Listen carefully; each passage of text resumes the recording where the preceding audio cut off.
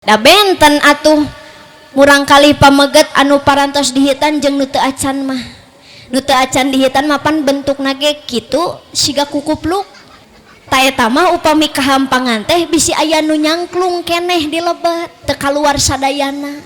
Ari tos dihitan mah pan jeung Hafiz oge beda bentukna teh. Nu asalna siga kukupluk jadi siga helm. Hikmahna dihitan teh li ajli sihah supaya ngarah sehat. Tadi teh lamun najisna teu kaluar sadayana bilih jantan panyawat. Hikmahna hitan teh lil kabiro supaya ngarah gede. Li ajli ladah supaya ngarah genah. Leres Bu genah. Ya punten we ieu mah bade naro sebagian ieu mah sabab can ngasaan. Nikmat dunia ayati lunu kaestu nyabak nyium tilu ngasupkeun si jalu. Cenah cek santri eta oge.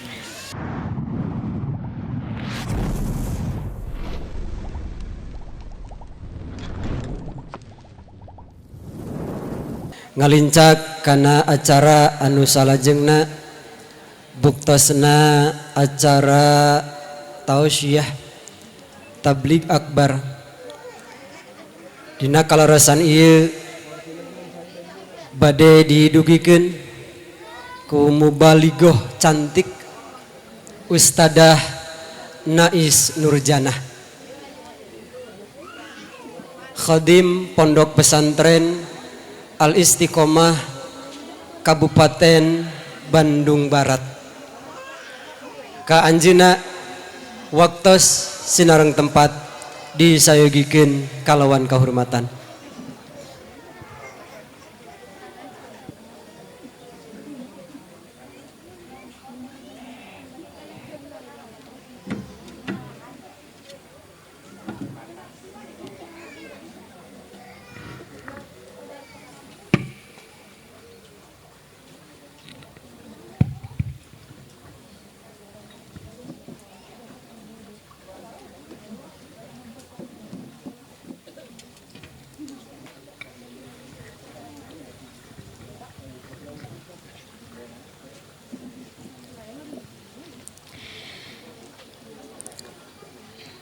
Assalamualaikum warahmatullahi wabarakatuh.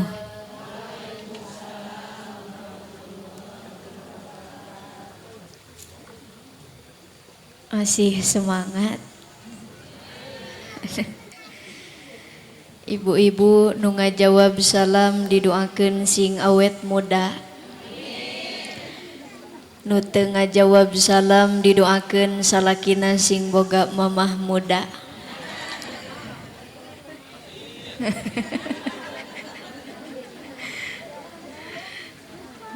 Sugan sieun salakina kawin deui mah. Matak sakali deui. Assalamualaikum warahmatullahi wabarakatuh.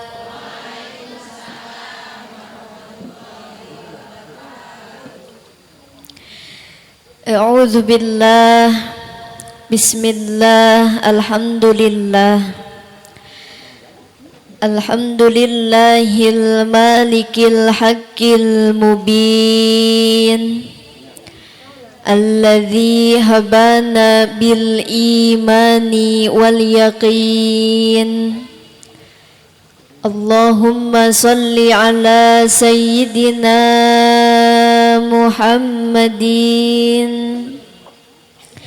wa ala alihi tayyibin wa ashabihil akhyari ajma'in wa man tabi'ahum bi ihsanin ila yaumiddin. Amma ba'du, wa qala Allah ta'ala fil Qur'anil Karim. A'udzu billahi minasy syaithanir rajim. Bismillahirrahmanirrahim.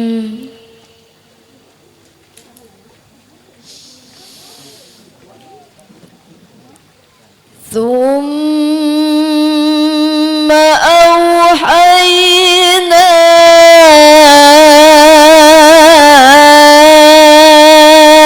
إليك أن اتبع ملة إبراهيم حنيفا.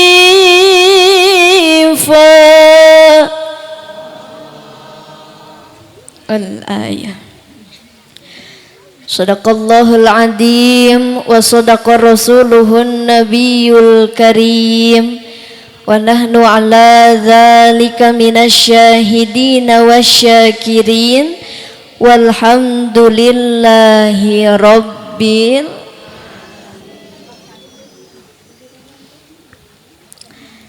daramang atuh sadayana. Alhamdulillah. Mata kadaria oge calageun leres. Ari abdi mah ayeuna teh nuju kirang sehat. Keun bae eueuh nu nanyakeun ge. Malahan mah kamari abdi nembe keneh diparios ka dokter. Cek dokter aya gangguan dina darah. Jadi ngora-ngora ge abdi teh tos aya gangguan dina darah. Kaluhur darah tinggi. Nya ai kahandap darah rendah. Mun ka pemuda darah muda. Lamun ka aki-aki demam berdarah. Lain atuh abdi meuni reuwas ece ningali belah dieu nu diuk aki-aki hungkul.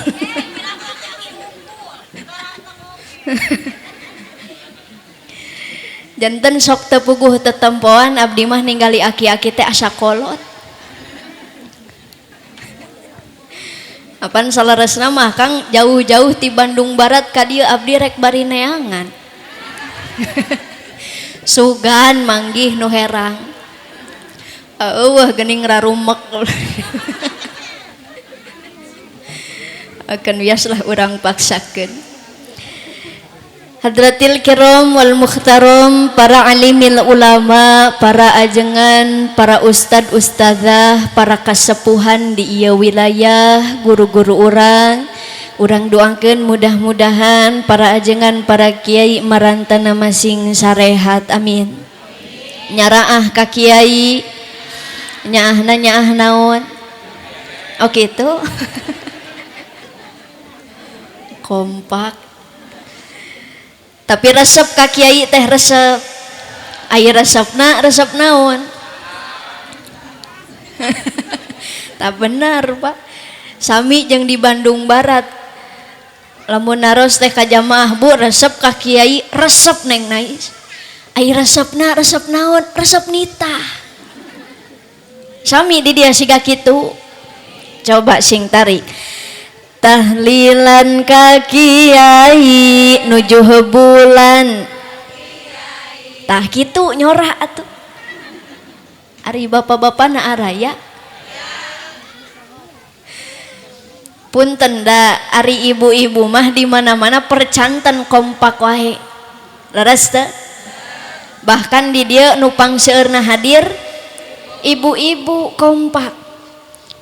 Nyorakna ge kompak ditaros teh bersuara ngan ieu bapak-bapakna. Disebut ceng-celengan da oyak. Komo itu nu belah tukang mah ce, culak, cileuk, nyorak henteu. Mun dek maot sakalian.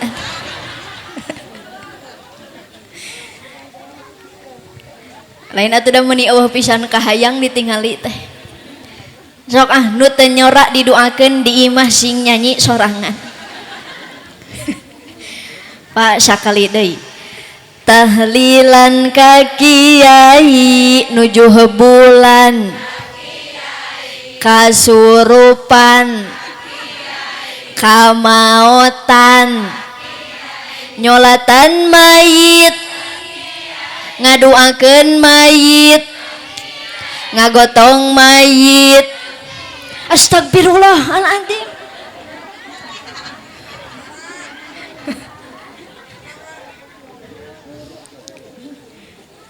Ayo ece eling teu nembalan teh. Punten pangersa di dieu mah kiai nepi ka ngagotongna. Lamun kabeh ku kiai meureun nu maot teh jadi proyek.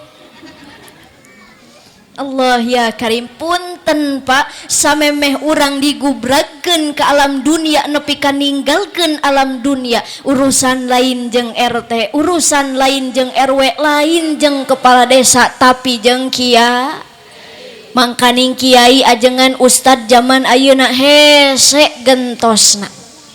Leres teu? Di dieu aya Pak RT. Nu mana Pak RT na? Oh itu palih ditu Pak RT maot moal ayeuna. Ipunten lamun ieu mah. Lamun Pak RT maot ayeuna isukan pageto bakal aya nu ngagantikeun jadi RT. Lamun RW maot ayeuna isukan pageto bakal aya nu ngagantikeun jadi RW. Lamun Pak Kades maot ayeuna. Lamun ieu mah Pak Kades. Lamun Pak Kades maot ayeuna isukan pageto bakal loba nu hayang nyalonkeun jadi kepala desa, betul? Tapi lamun ayeuna ajengan pupus kiai ngantunkeun teu aya nu ngajamin isukan pageto bakal aya nu sanggup ngagantikeun ajengan. Leres teu? Matakan Pak lamun tiasa nyungkeun mah ka Gusti. Cik atuh nu maraot ti heula teh RT we daripada ajengan mah. Ulah ngagebeg Pak RT. Lamun bisa, pan teu bisa. Matak doakeun ku sadayana para ajengan kiai guru-guru urang, khususna nu aya di ieu wilayah, mudah-mudahan marantena masing sarehat.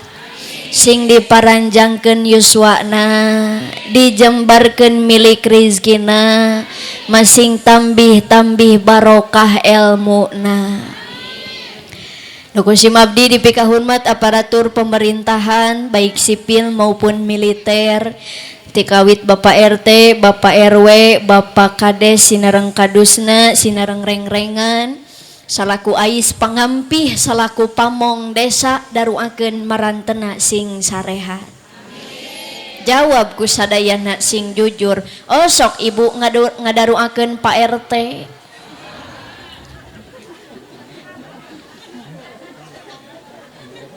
Karek ayeuna. Sing tarik oh sok tara. Oh sok ngaduakeun Pak RW. Oh sok ngaduakeun Pak Kades. Karunya teuing Pak Kades tara didoakeun ku rakyat teh. Mangkaning jadi pemimpin capek. Saleresna mah urang oge pemimpin jang awak urang sewang-sewangan, mimpin awaknya lira geus hese komo deui mimpin awak ba. Matak sami para pemimpin daruakeun sing sarehat. Oke, mudah-mudahan marantena masing dikersakeun ku Allah janten pemimpin anu aradil, amin. Ya Rabbal. Nukusim abdi dipika hormat sahibul hajat sakulawargi, keluarga besar Bapak Agus Hidayat kalih Ibu Ade, sinareng murang kalihna anu nembe ngalaksanakeun hitan nyaeta Ujang Hafiz Tabroni. Ari Bapak Agusna tos dihitan. Bilih ayeuna sakanten.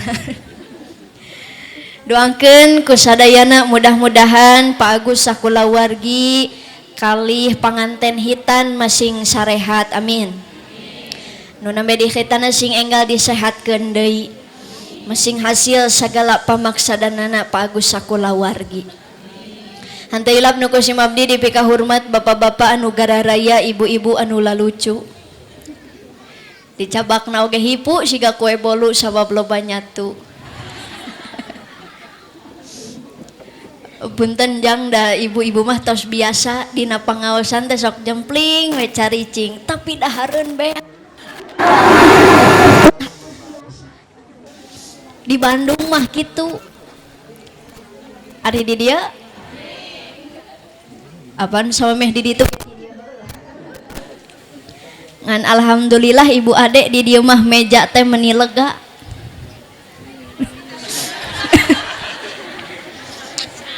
Wah cai-cai aja. Alhamdulillah meuni lega. Eta geuning payuneun Pak Kades mah meuni pinuh meja.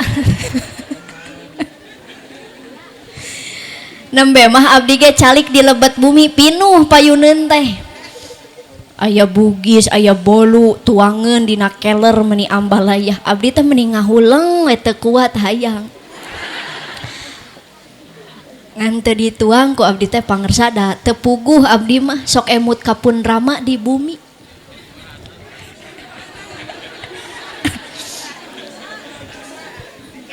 Mata wayahna we gerak kardusan. Insya mudah-mudahan di riungan sing janten wasilah urang ku Allah dijantenkeun jalmi anu takwa amin, anu mahabbah ka para alimil ulama oge masing dijembarkeun milik rizki anu loba. Alhamdulillah abdi bungah kacida luar biasa milari kekompakan para jamaah anu sakieu seueurna sakieu sakieu-kieuna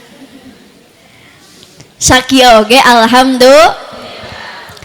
Padahal kan nunamina kana pangaosan, nunamina kana ibadah di mana-mana sami akur berat.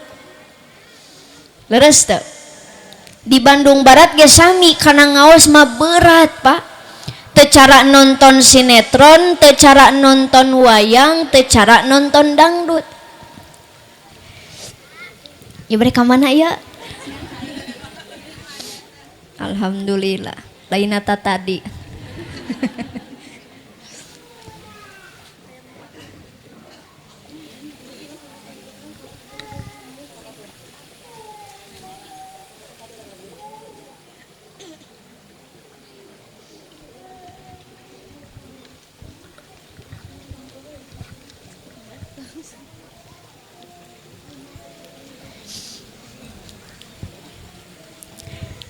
Alhamdulillah. Teu asa-asa tilu cai nage. Ari ieu saha nu dek diubaran ieu? Pak, saha nu dek diubaran? Pak RT. Da biasana nu kieu mah cai paranti ngubaran nu kasurupan. Biasana matak abdi dibere nu kieu dina panggung tara dileut pangersa da sieun kasurupan dibere larutan samaruk abdi jalma gering gitu. Ieu rada nyereng ieu. Teraskeun eta teraskeun nepi ka mana bieu? Hese ngaji mah ngaos mah hese berat. Teu cara nonton sinet, teu cara nonton dang. Ibu nonton dangdut sajam 2 jam moal kesel. Leres teu? Sabab nonton dangdut mah masih keneh bisa oyag. Mimiti oyag sampeana, teras naik kana bujur, naik deui kana panangan, betul? Moal kesel Pak nonton dangdut mah da masih bisa oyag. Coba ieu dina pangaosan ibu bapak nonton abdi kiceup nu heuai limaan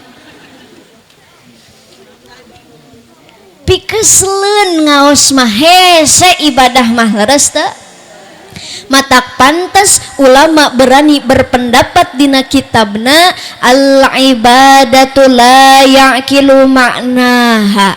Nu ngaran ibadah teh moal kaharti lamun dipikir-pikir, dibolak-balik, dipapai, dirasa-rasa munggu hawa cawerang. Abong kana mubaligna leutik sugannya. Ay ibu reuas henteu milari abdi? Pak reuas henteu? Teu aya nu reuas. bilih aya nu reuwas da sugan teh Neng Nais ditingali tina TikTok tina YouTube mah meuni jangkung gede. Nah ari nu datang pucunghul sagede leunca. Wios Pak mubalighna alit. Ceramahna abdi bari tatih wios. Korsina gede teuing. Awak leutik kursi gede asa nyileunglem. Siap tembalan sing kompak siap. Sakali deui. Nu ngaranna ibadah teh moal kaharti lamun dipikir-pikir dibolak-balik dipapai dirasa-rasa munggu hawana.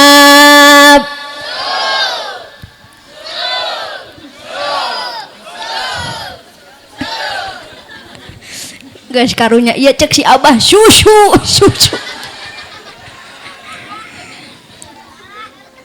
Aduh punten pangarsa uyos abdi ceramahna dikieukeun.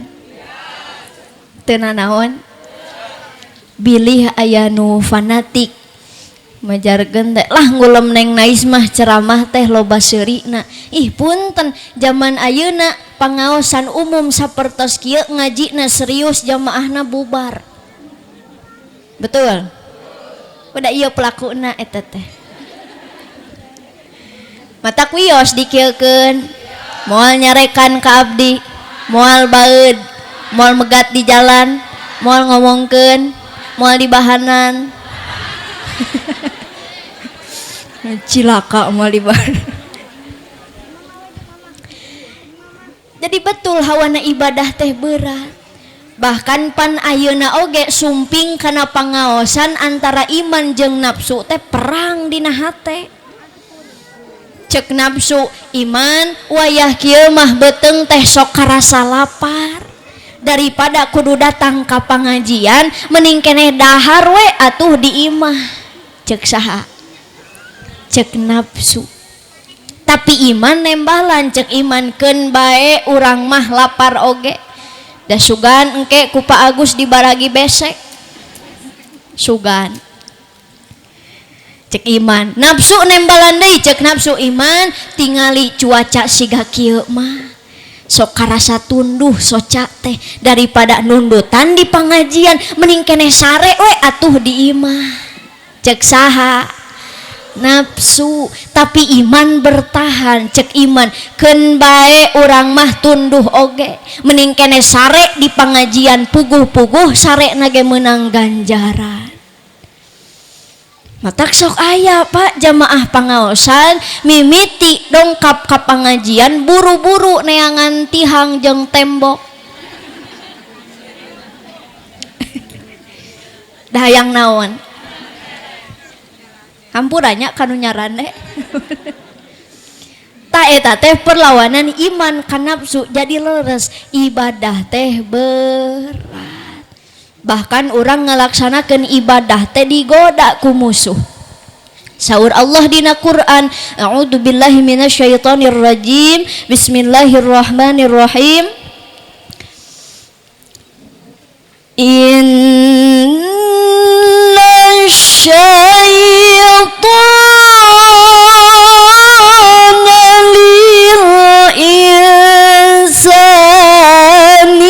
adu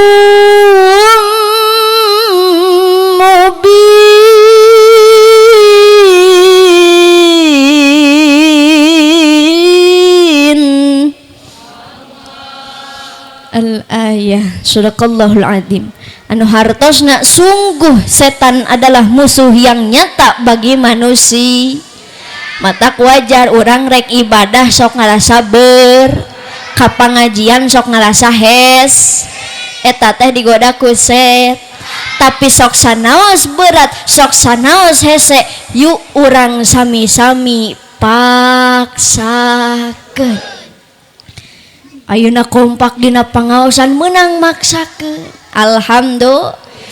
Mudah-mudahan berkahna pangaosan wasilahna aya dina pangaosan urang sadayana sing tiasa diriungkeun deui ku Gusti dina sawargi. Amin. Ya Rabbal Alhamdulillah acara siang urang ayeuna teh nyaeta tasyakur walimatul khitan kersana Jang Hafiz. Bapak Agus kali Ibu Ade parantos ngalaksanakeun kawajiban kanu janten murang kali nyaeta ngalaksanakeun khitan.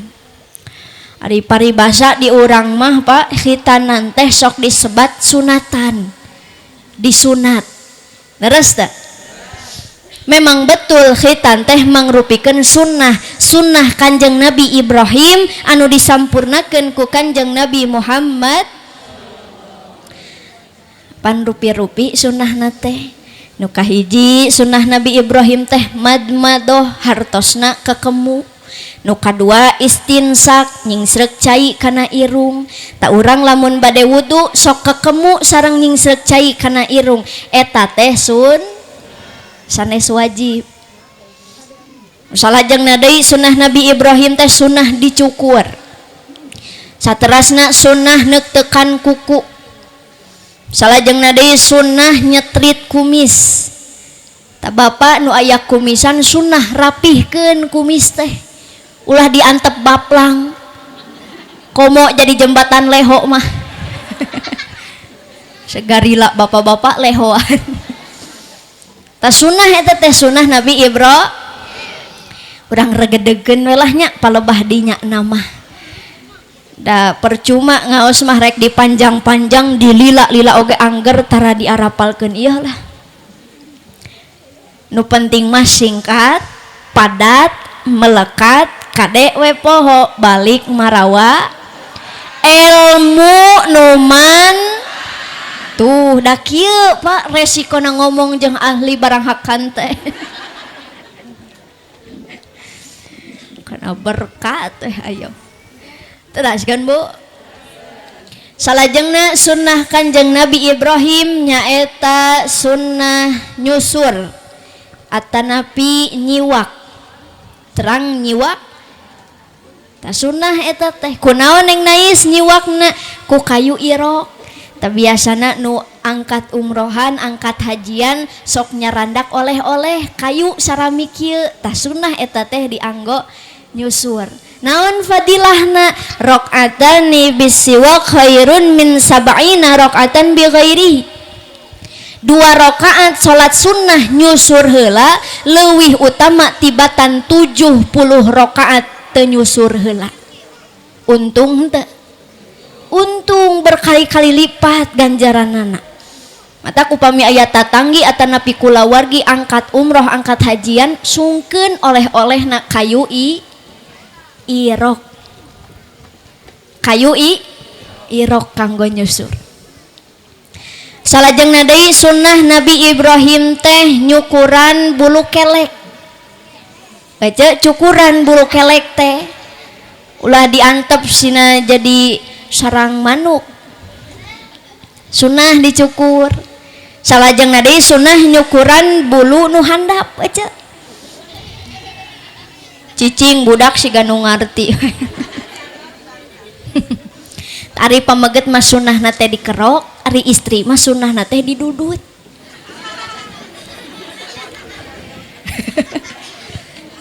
Da kumaha kedah diterangkeun aja. Sunnah didudut.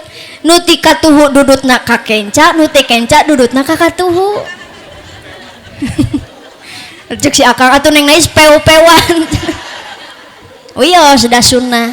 Saur pun guru fadilahna nya ngadudut sulang seling teh ti katuhu ka kenca, ti kenca dudutna ka katuhu supaya ngurangan kana hawa nafsu istri. Pan istri mah ageng hawa nafsuna. Mata keceng kayak dinten Jumaah bade di dudutan.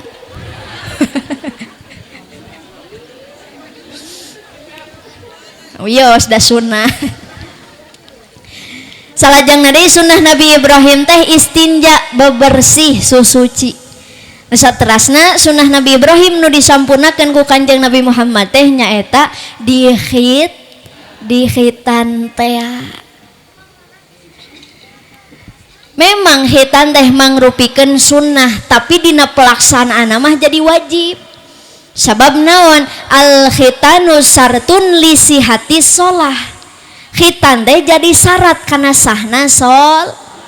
Asal nama hukumna teh sunnah, tapi karena jadi syarat kana sahna salat maka hukumna di hitan teh ngiring janten wajib. Kartos Bu, anu mana hikmahna ngalaksanakan khitan teh aya 5. Nu kahiji li ta'abbud pikeun ibadah. Nu kadua li ijalatin najasah supaya ngaleungitkeun najis. Tah eta sabab upami murangkali pameget teu acan di khitan khawatir aya najis nu nyangklung di jero kulit nu teu acan diteuk-teuk. Matak saur ulama fikih nu apik mah budak lalaki nu can di khitan ulah waka dicacanda ka masjid, bisi di bumina papang nu diwasuhna luar hungkul. Da benten atuh murangkali pameget anu parantos di hitan jeung nu teu acan mah. Nu teu acan di hitan mapan bentukna ge kitu siga kukupluk. Ta eta mah upami kahampangan teh bisi aya nu nyangklung keneh di lebet teu kaluar sadayana. Kartos da. Ari tos di hitan mapan jang Hafiz oge beda bentukna teh. Nu asalna siga kukupluk jadi siga helm. Rada bingung ngajelaskeun ge. Bentukna teh janten beda, upami tos di hitan mah aman, nalika kahampangan teh kaluar sadayana najisna. Kahartos Bu. Nu katilu hikmahna di hitan teh li ajli sihah supaya ngarah sehat. Tadi teh lamun najisna teu kaluar sadayana bilih janten panyawat. Janten infeksi. Matak ayeuna mah nu di khitan teh sanes Islam hungkul agama anu sejen oge ngalaksanakeun hitan karena tujuan untuk kesehatan. Tilu tah cenah. Nu kaopat hikmahna hitan teh lil kabiro supaya ngarah gede. Nu kaopat. Nu kalima li ajli ladah supaya ngarah genah. Leres Bu genah. Yang punten we ieu mah bade naro sebagian ieu mah sabab can ngasaan. Pak leres genah.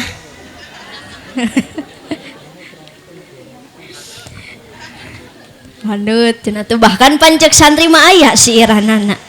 Nikmat dunia ayati lunu kaestu nyabak nyium tilu ngasupkeun si jalu.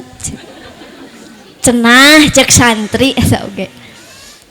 Tangkin nu kalima mah karaosna kujang Hafiz teh nalika parantos nikah tos aya hubungan halalna nembe karaos fadilahna nu kalima.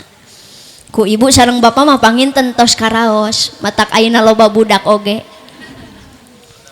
Leres. Ta eta 5 hikmahna ngalaksanakeun khid. Nu kahiji naon cenah? Astagfirullah. Acan ge bubar. Ari di Bandung Barat mah Pak, jamaah teh sok gaduh gelar barho. Bubar poho ari di dia. Henteu di dieu mah da acan bubarna ge. Berarti di dieu mah cingho. Sok wihan deui. Nu kahiji li ta'abbud pikeun ibad. Nu kadua li ijalatin najasah ngaleungitkeun nu katilu li ajli sihah ngarah nu kaopat ngarah gede heula ujug-ujug hayang kana gena. Nu kaopat ngarah gede, nu kalima ngarah moal hilap deui moal. Alhamdulillah jang Hafiz parantos ngalaksanakeun khitan mungkin kalima hikmahna bakal karaos ku jang Hafiz. Ngan kade Bapak Agus teu kengeng ngarasa cekap ku ngalaksanakeun acara tasyakur walimatul khitan sakieu megahna diisi ku pangaosan. Margi naon masih keneh panjang kewajiban sepuh kanu janten murang Leres teh. Diantawisna nu masih keneh janten kewajiban Bapak Agus Ibu Ade ka Jang Hafiz teh nomor kahiji wajib ngabiayaan. Jang Hafiz tong boroning ayeuna tos ngajentul siga kitu ti mimiti dikandung oge pantos janten biayaan 7 sasihan biayaaneun henteu ngalahirkeun biayaaneun henteu biayaaneun bahkan lain saukur biayaaneun Pak tapi perjuangan seorang ibu nalika hamil jeung ngalahirkeun diuji luar biasa wahnan ala wahnin berat yang terus bertambah berat 8 bulan ibu ngandung eta orok dibawa ka mamana teu pernah dipihapekeun Bapak mah manggo sampe sakarung lamun karasa cangkel bisa diejagkeun heula ibu-ibu hamil 8 bulan lamun karasa cangkel bisa diejagkeun heula bisa dititipkeun heula ka salaki teu bisa atawa sugan urang dieu mah ece ka salaki teh Pak cika tu mama hamil teh geus 2 kali sok ayeuna mah nu katilu bapaeun bisa henteu teu bisa istri mah ditanggung sendir ibu ade ketika hamil Jang Hafiz berat kacida boboge pan serba salah nu hamil mah nyangigir teu enakeun nang karak eungap nang kuban bucat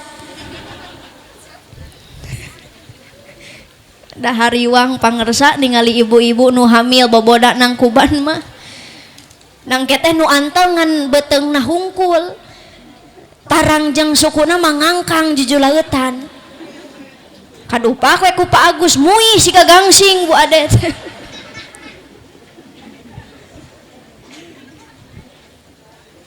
terus dah Bu pan ibu ge sami nuju hamil mah sarere ge kitu berat ketika ngalahirkeunna nyeri kacida luar biasa taruhana nyawa pecah air ketuban ibu ade pecah air ketuban dibawa ku Pak Agus teh ka bidan damanya ka warteg marek dahar cek bidan sok ibu geura naek kana kasur nyamuhun da kana kenteng luhur teuing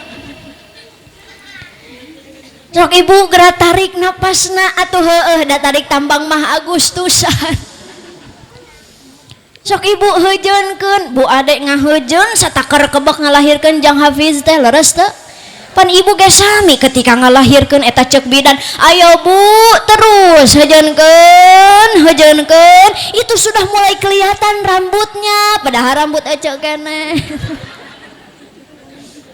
Allah karim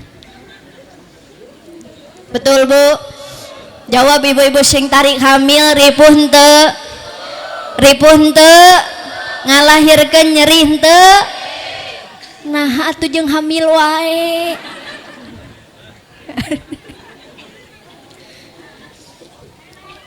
coba ibu-ibu jawab sing jujur saking setiana salaki nalika ibu ngaheujeun ngalahirkeun budak salaki ngilu ngaheujeun henteu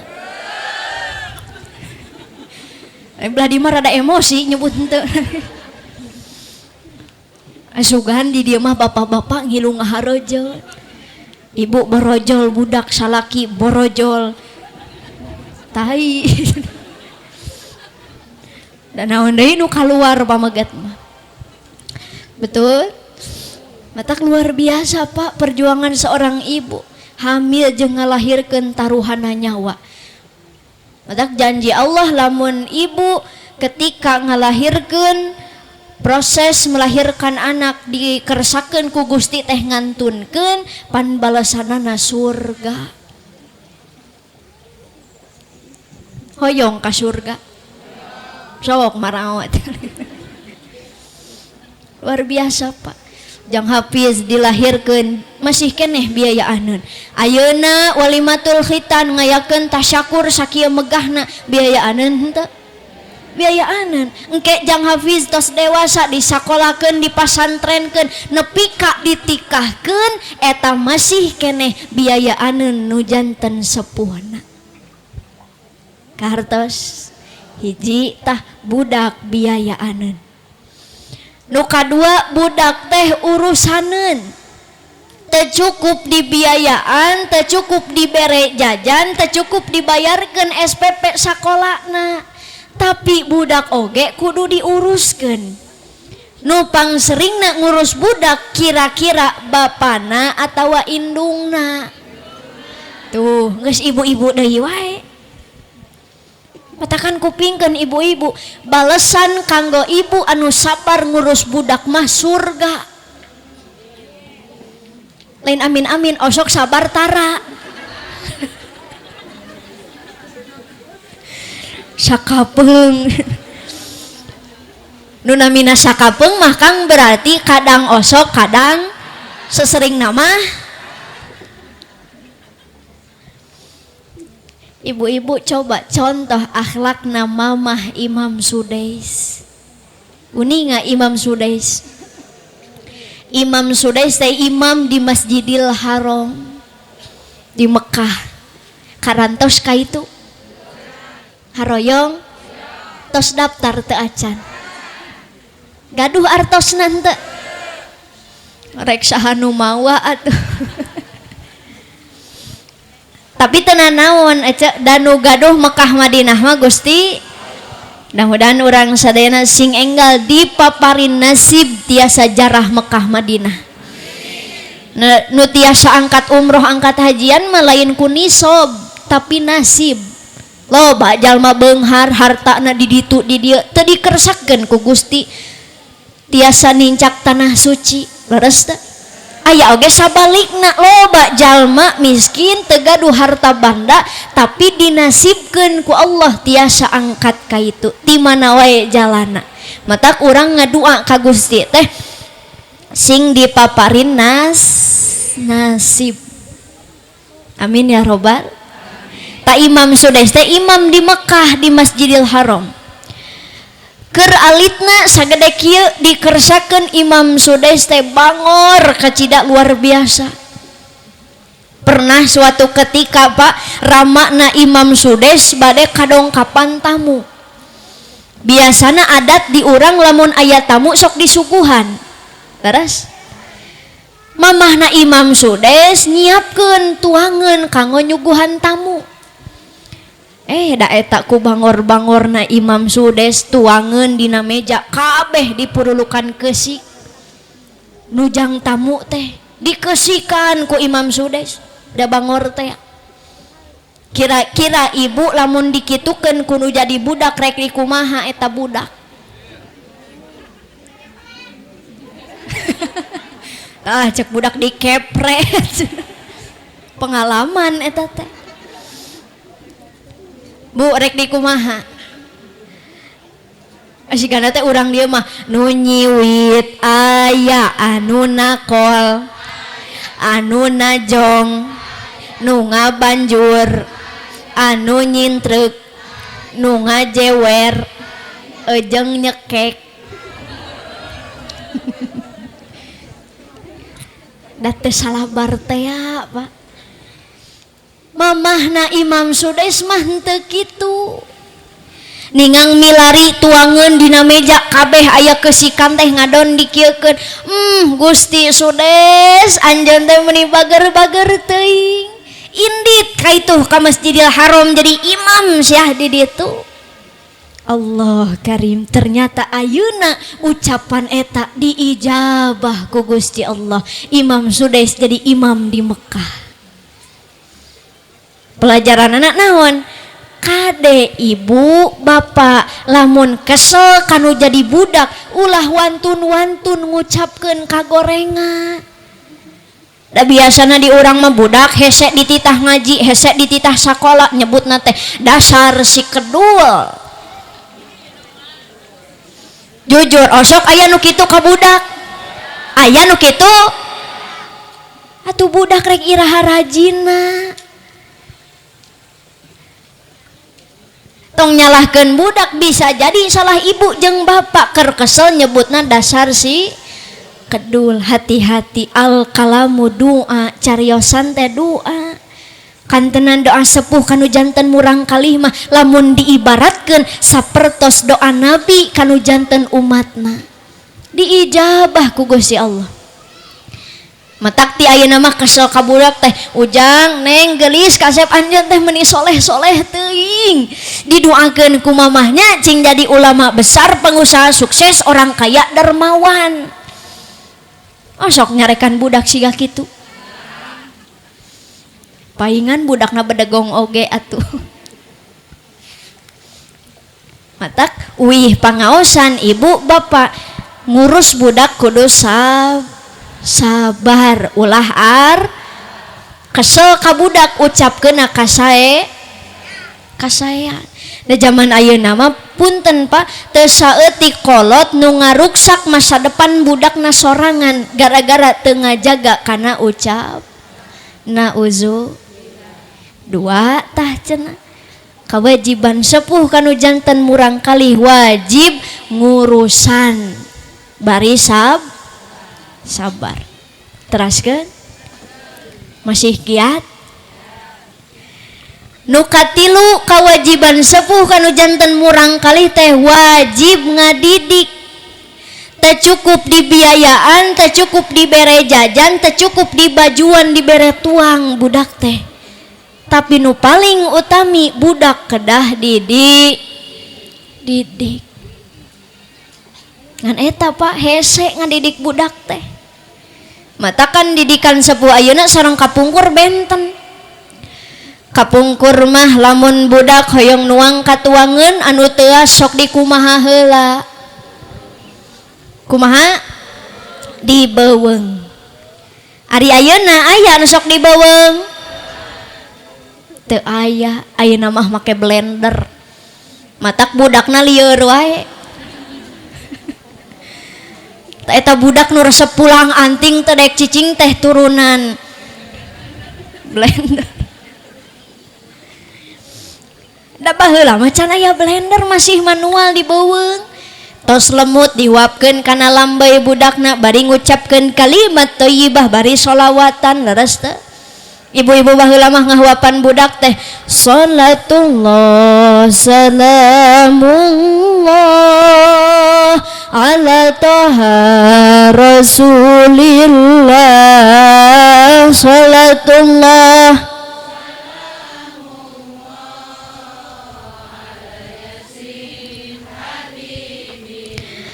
salatullah salamullah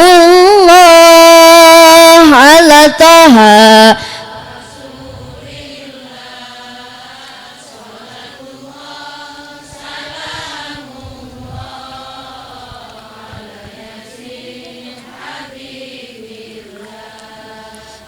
kapungkun mah kitu ngahuapan budak bari sholawatan. Matak nu lebet kana patuangan murang kalih teh janten barokah. Jeung tina kabarokahan eta matak lainul kolbi leuleuy hatena budak teh babari di papatahan. Leres teu? Pan beda jeung budak ayeuna mah Pak. Di papatahan ku sepuhna lain nurut, lain tungkul, ngadon ngalawan, nembalan. Nauzu sabab beda didikanna.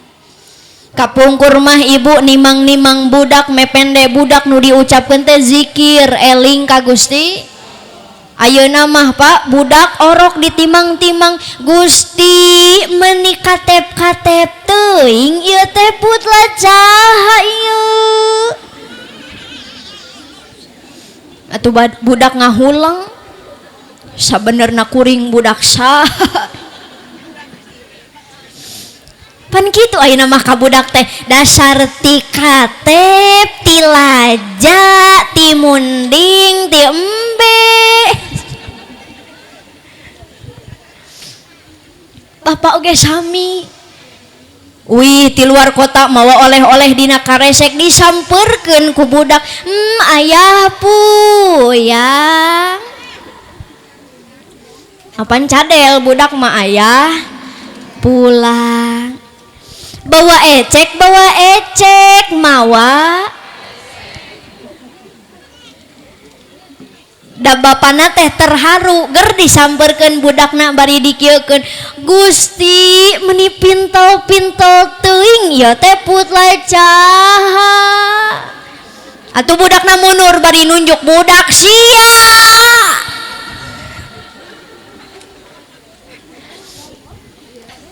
Nauzu budak dikitukan mah lieureun atuh. Janten didik murang kalih teh sing le. Punten Pak Agus Ibu Ade ngadidik budak zaman ayeuna lain make huak haok, lain make kuplak kaplok, tapi kudu make akhlak anu parantos dicontohkeun ku Kanjeng Nabi Muhammad. Betul Bu? Make contoh Pak ayeuna mah. Ulah ieu mah ibu ka budak neng ieu tutupan orat, make baju muslimah, kerudung teh sing syar'i, ari ece bubudugulan. Tapi alhamdulillah Pak, di dieu mah ibu-ibuna marake tiung. Di dieu mah ngan teuing geus di dieu mah. Pan bubare pangajian di dudu tiungna teh hareud ararat bayeng. Da abdi mah apal nu sok make tiung jeung nutara make tiung heg make ayeuna kaciri nyararengsor wios tong diomekeun. Antepkan we sina nyengsor. Jadi ngadidik budak zaman ayeuna mah kudu make contoh. Baheula mah loba budak sieun ku kolotna. Ayeuna mah tibalik. Loba kolot sieun ku budakna. Jeung budak geus teu bisa dicarek ku guruna di sakola sabab sarieun dilaporkeun. Leres teu? Tak make contoh Pak. Bapak ge sami ngong adan di masjid biasana ka budak teh jang kadenge geus adan jug atuh geura indit ka masjid. Aya nu sok kitu. Salah Pak. Kedahna mah kieu ujang ka kuping tos adan hayu urang ka masjid. Benten henteu. Tadi mah jug ieu mah hayu. Tadi mah nitah ieu mah dibarengan.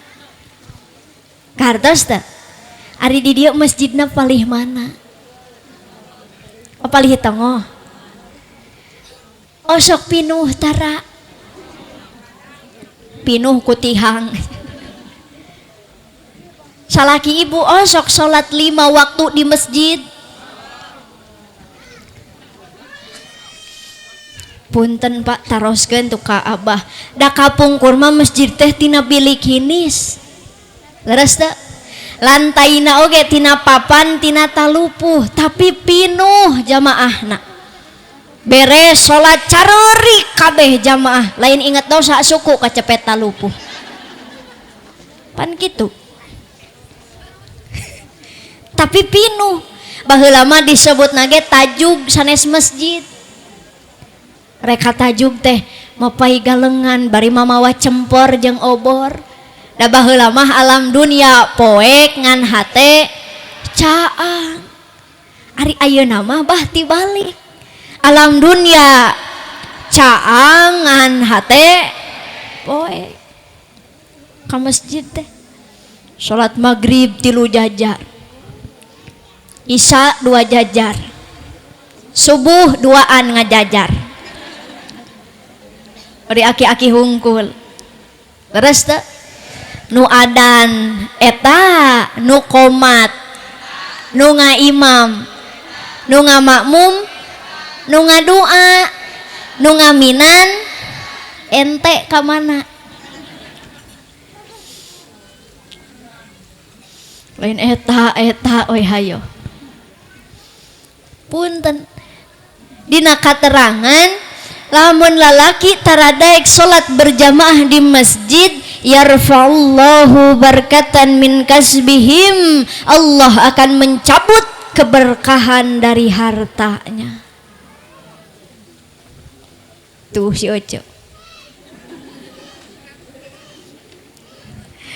matak ibu percuma gaduh salaki imahna gedong mobilna mewah sawahna lega duitna loba tapi tara daek salat berjamaah di masjid eta kabeh hartana moal baro.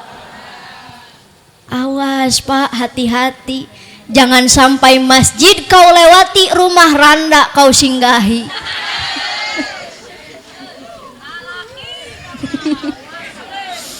Satu jebo kesel atuh da abdi mah. Lain di makam masjid teh nalika maot teh di solatan. Na teu izin ku karpet. Eta ceuk karpet masjid, amang maneh keur hirup ka mana wae tara ka masjid. Ari geus paeh meuni panghareupna. Bari teh sopan mai teh batur-batur nangtung ieu ngagoler matak punten abdi mah teresep ka mayit teh sopan sakalina ka masjid ngadon rebahan laras teh mangkaning maot mah teu aya nu terang ce Pak maot mah teu aya nu terang duka bapak ti payun abdi pandeuri atau abdi panderi bapak ti payun teu aya nu terang. Leres Bu ari maut ngadodoho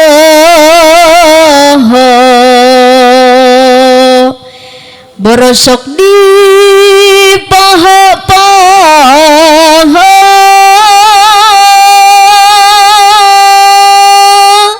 datang nate merenya ho ngageretak taya tempo taya berang taya peting taya raja taya kuring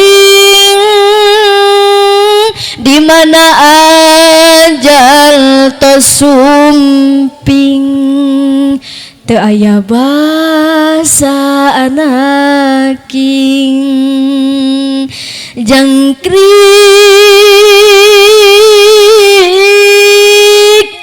anu ngajengjeik matak ngait kana ati gaang anu honcewang matak reang sumorea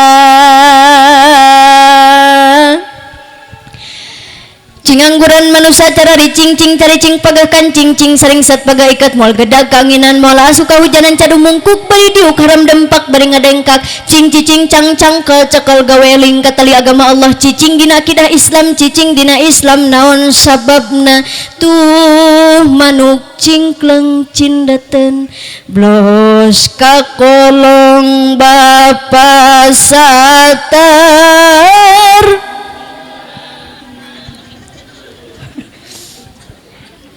bisa palebah nyanyi nama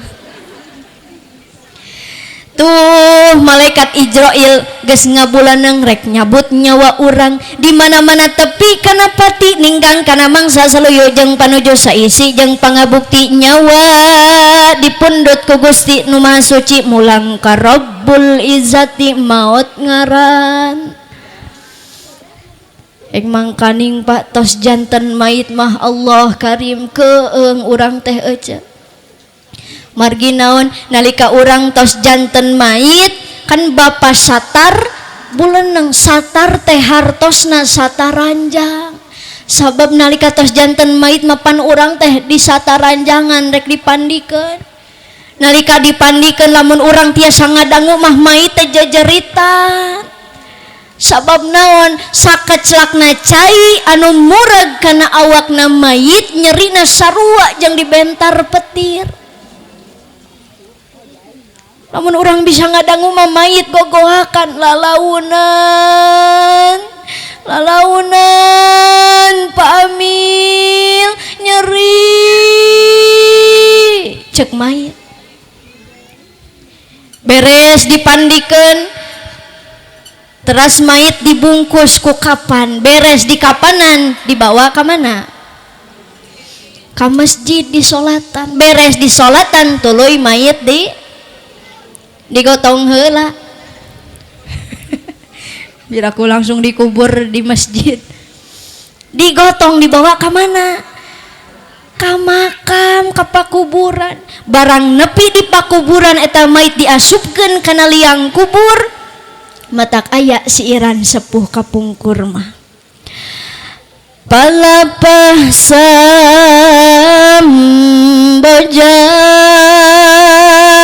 geus ditancepkeun batu nisan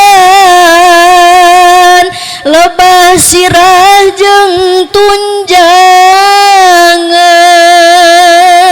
cai dikucurkeun kembang diaurkeun urang nu di jero ukur ningalikeun urang nu di jero ukur ningalikeun astagfirullah.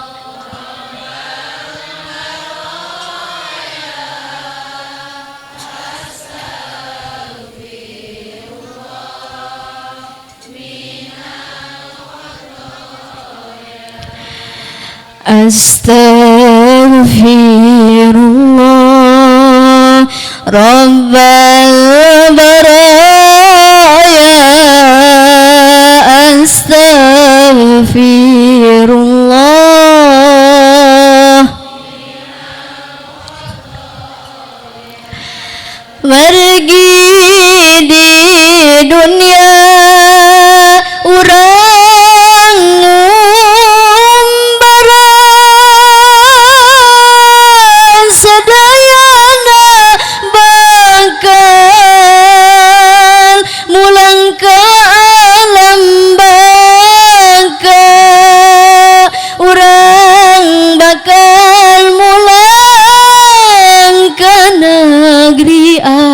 akhirat tempat pangbalikan anu sanyana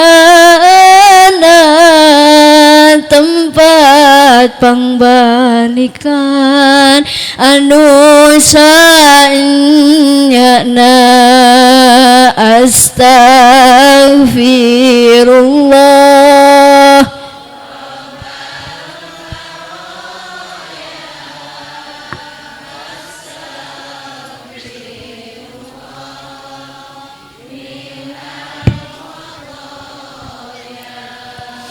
Astaghfirullah Rabbal baraya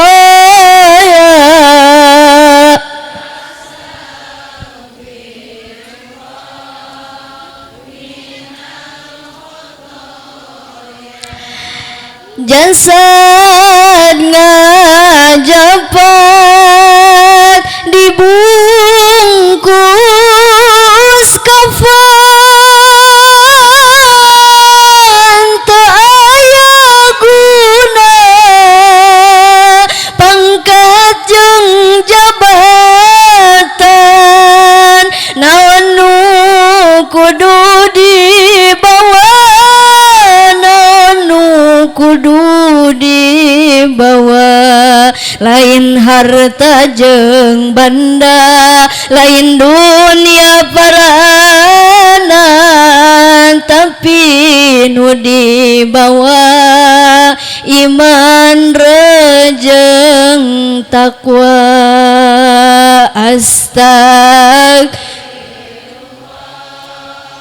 Rabbal baraya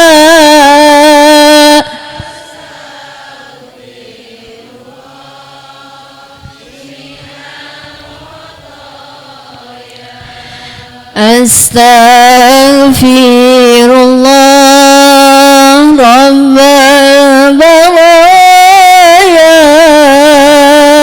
Astaghfirullah astaghfirullah.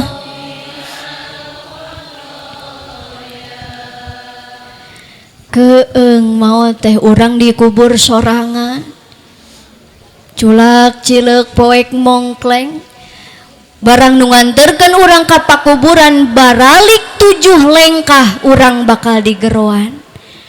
Ya Adam bin Fulan hudang geus lain di alam dunia tapi di alam barzah. Sorangan poek mongkleng rek menta tulung-tulung ka saha. Di tempat naon ieu kaula, di mana ieu kaula, ka mana jalan, saha batur kula, batur ngomong geuning eueuh tiris asa eueuh pisimbuteunana, haredang asa eueuh pikipaseunana, keung asa eueuh pibaturan hirupna. Gusti ampun, kula ampun, mana dulur kula, anak pamajikan kula, pangkat martabat jabatan kula, geuning di dieu mah eueuh bere kasempetan kula hayang hirup deui. Kula rek salat, kula rek sodako, kula rek tobat. Gusti keeng, kula keeng ayana di mana? Masya poek mongkleng di alam barzah nu bakal nyarengan urang engke jaga di alam barzah teh ngankur amaliyah ibadah jeung 2 anak anu soleh. Tak mudah-mudahan ieu riungan pangaosan sing janten salah sawiosna amaliyah nu bakal nyaangan urang di alam barzah. Amin ya Allah ya Rabbal. Matak sing daraek salat di masjid bisi kaburu di salatan di masjid. Teraskeun masih kiat abdi nu teu kiat uyos eueut heula.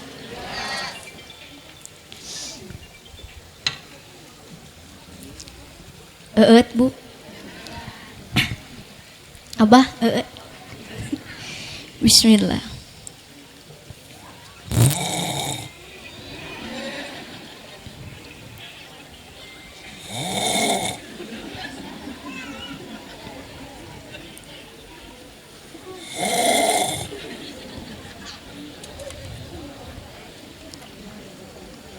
Alhamdulillah. Teraskeun tilu tah cenah kawajiban sepuh kanu janten murang kali wajib ngadi didikna make contohan anu sae lain dititahung. Nu kaopat kawajiban sepuh kanu janten murang kali wajib ngarahkeun. Wajib naon cenah? Ngarahkeun. Da budak mah teu bisa neangan arah sorangan. Saur Kanjeng Nabi, kullu mauludin yuladu alal fitratil Islam fa inna abawahu yuhawidanihi au yunassiranihi au yumajisanihi. Sakabeh budak nu dilahirkeun ka alam dunia teh fitrahna beragama angin indung bapakna nu ngajadikeun Yahudi, aya nu Nasrani, aya nu Majusi. Babarina mah kieu, ibu jeung bapak nu nangtukeun budak gedena rek siga kumaha. Ibu jeung bapak nu nangtukeun budak gedena akhlakna rek siga kumaha. Lamun hoyong gaduh murang kalih anu pinter arahkeun ka sakola, tapi lamun hoyong gaduh murang kalih anu soleh arahkeun ka pasantren. Da ayeuna mah Pak pasantren teh kurang dukungan. Pasantren nu teu aya sakolaan zaman ayeuna tos sepi santrina. Leres teu? Ibu budak rek sakola SD kabeh ti luhur nepi ka handap barangna meuli anyar. Topi anyar, kerudung anyar, seragam, sepatu, buku anyar. Budak rek sakola mah. Nah ari budak hayang masantren. Cek amangna jang geus dek masantren mah tong meuli baju aya urut emang baheula. Budak hayang ganti Quran cek indungna jang da Quran mah ti baheula ge sarua kitu-kitu keneh aya urut mak keur masantren. Di mana mak Qur'anna itu di goah di pangbeasan. Dicandak ku budak Qur'anna geus sarobek balolong dihakan beurit dileman ku budak. Nepi ka alam nasroh ngarendeng jeung alam taro. Cek abahna jang geus nepi ka mana ngaji teh alhamdulillah geus 2 alam. 2 alam da puguh ngarende. Kurang dukungan kana ngaos teh. Jawab sing kompak aya teu kolot nu ngajual sawah demi nebus ijazah sakola budak. Sing tarik aya henteu? Aya teu kolot nu ngagadekeun tanah demi nguliahkeun budak. Ayeuna aya teu budak nu ngajual sawah jang masan aya teu kolot nu ngajual sawah jang masantrenkeun budak. Aya teu kolot nu ngagadekeun tanah ngagadekeun kebon jang biaya budak masantren jang meuli kitab. Teu aya Pak, kurang dukungan. Padahal zaman ayeuna kudu saimbang antara sakola jeung ngaos. Bahkan pan saur Albert Einstein mah science without religion is blind, religion without science is dim. Yes. Kartos henteu. Paingan olohok teu meuni sarerea. Kirang langkung kieu hartosna ilmu teu dibarengan jeung iman buta. Sakali deui ilmu teu dibarengan jeung iman tingali Indonesia loba jalma pinter, loba jalma cerdas sarjana S1, S2, S3 tapi kurang jelema nu berakhlak. Betul? Jabatanna tinggi, damelna rapih, bersih, make jas berdasi tapi ngahakanan duit rakyat korupsi nauzu. Pinter nama pinter tapi menghalalkan segala cara untuk mendapat keuntungan. Bahaya henteu? Bahaya. Eta contoh jalmi gaduh ilmu teu gaduh ayeuna balikeun lamun budak masantren hungkul teu jeung sakola cilaka. Gaduh iman hungkul teu gaduh ilmu cilaka bisi katipu ku batur nu palalinter. Da zaman ayeuna mah punten Pak, loba anu sarua warna beda rasa. Contohna dodol jeung tai ucing. Sarua warna beda. Dodol hideung tai ucing. Dodol amis tai ucing. Astagfirullah.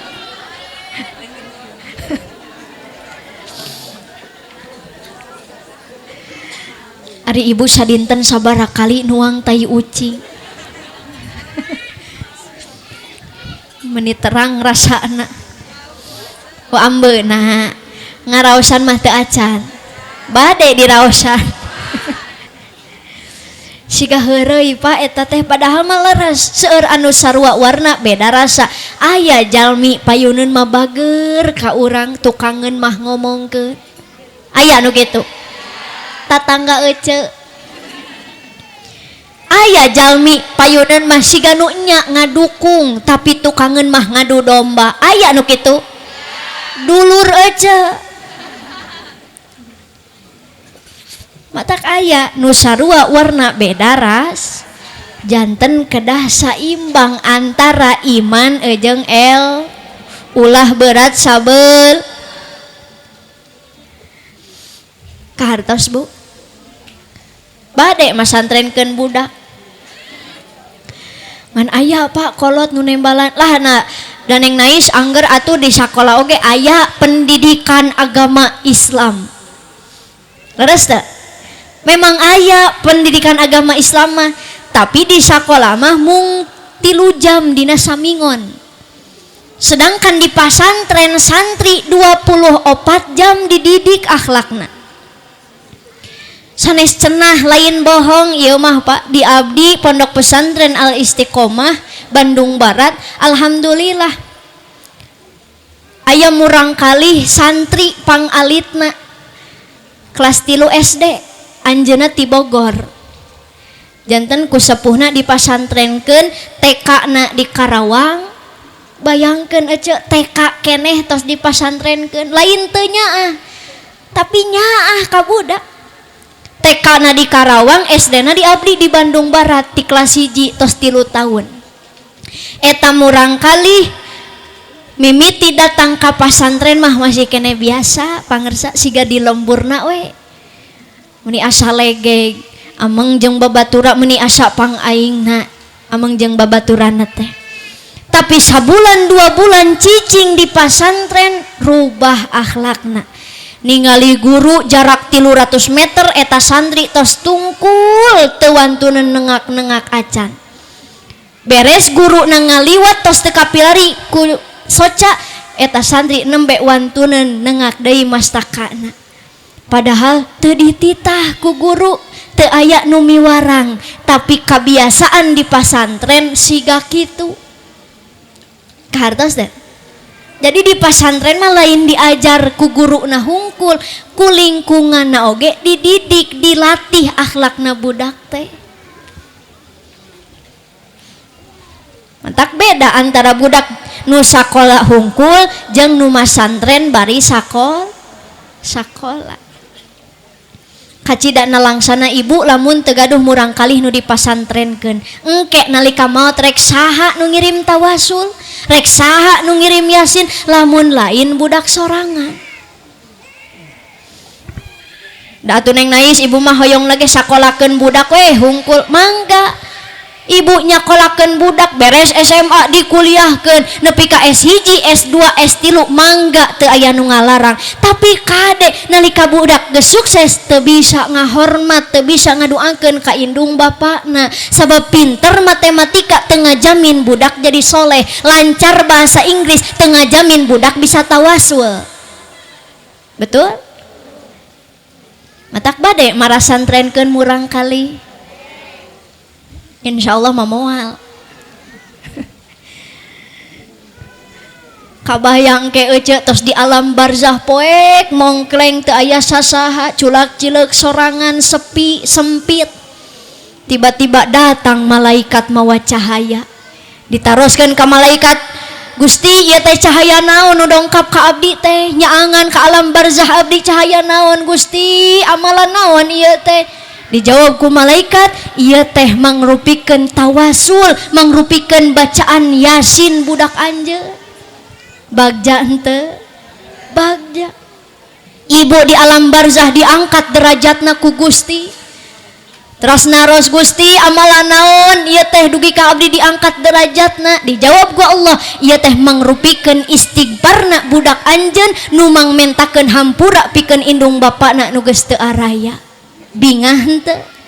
Bingah. Maka demi Allah saya katakan bahwa investasi terbaik adalah seorang anak yang kita didik menjadi anak yang soleh soleha.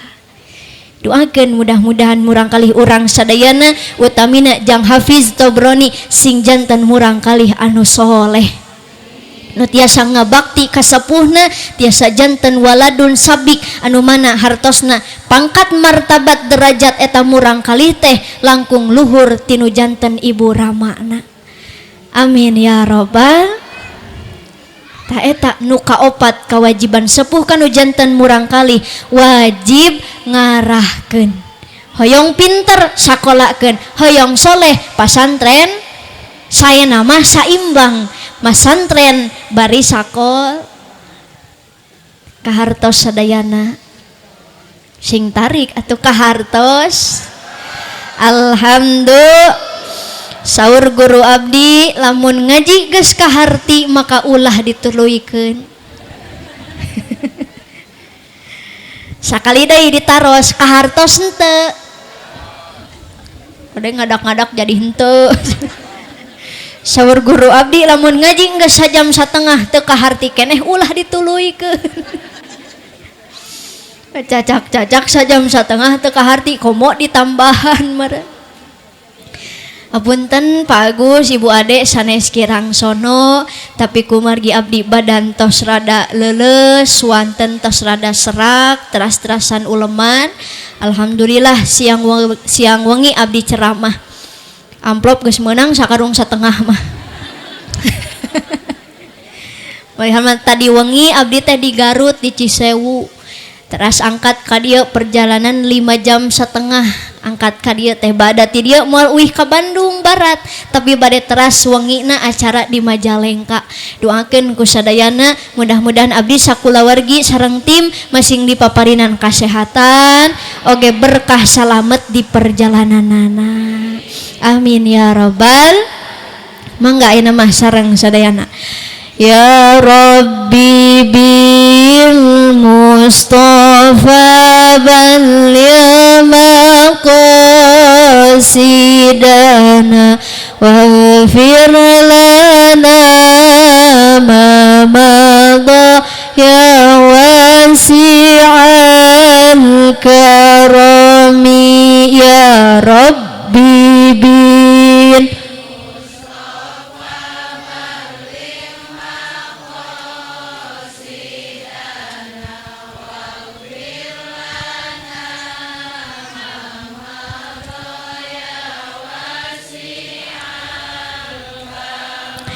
Ya Allah biha ya Allah biha ya Allah bi husnil khatimah ya Allah biha ya Allah biha ya Allah bi husnil khatimah ya Rabbi bin balligh maqasidana waghfir lana ma madha.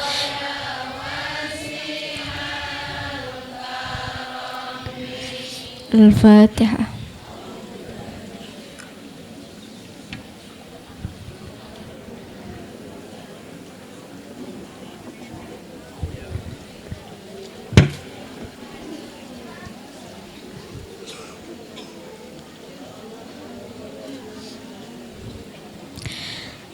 Rupina sakit anu tiasa kapihatur hapunten bilih seueur kalepatanana wallahul muwaffiq ila aqwamit thoriq. Wassalamualaikum warahmatullahi wabarakatuh.